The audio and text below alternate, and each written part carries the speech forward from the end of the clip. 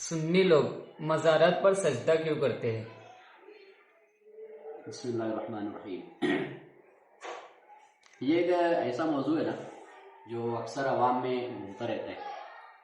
تو کوئی بھی مسئلہ ہے نا تو سب سے پہلے اس کو دیکھنا چاہیے، غور کرنا چاہیے، اور خاص طور سے یہ مسئلہ جو ہے تو یہاں اس مسئلے کے اوپر جو اہل سنت کے مخالفین ہیں تو اہل سنت کو زیادہ ٹارگٹ کرتے ہیں، اور اسی کی وجہ سے زیادہ تر اہل سنت کے افراد جو ہے تو اپنا مسلک اور مذہب چھوڑ کر تو دوسرے مسلک میں چلے جاتے ہیں۔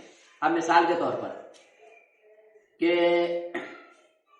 جیسے میں کہوں کہ میں سنی ہوں، ٹھیک ہے، آپ سنی ہو، آپ سنی ہو، اب میں پوچھوں آپ سے کہ آپ سے اگر کسی نے پوچھا کہ بھائی سنی لوگ مزاروں پر سجدہ کیوں کرتے ہیں، اب میں آپ سے پوچھتا ہوں کہ آپ سنی ہو، آپ نے پوری زندگی میں کبھی کسی مزار پہ سجدہ کیا؟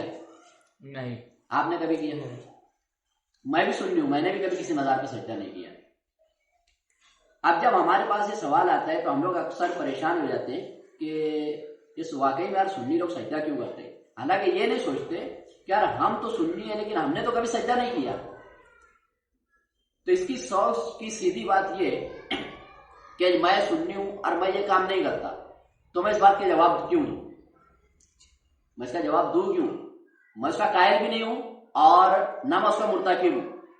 اگر میں یہ کہتا کہ نہیں قبروں پر مزارات پر سجدہ کرنا جائز ہے تو پھر میں اس کی دلیل دیتا، یا پھر یہ ہوتا کہ میں کہتا نہیں بلکہ میں خود کسی مزار پر جا کر سجدہ کرتا، اور کوئی بندہ اگر پوچھتا کہ آپ نے مزار پر سجدہ کیوں کیا تو میں اس کی دلیل دیتا، جبکہ میں اس کا قائل بھی نہیں ہوں اور مرتکب بھی نہیں ہوں، میں خود سجدہ کرتا بھی نہیں تو میں اس کی دلیل دوں کیوں؟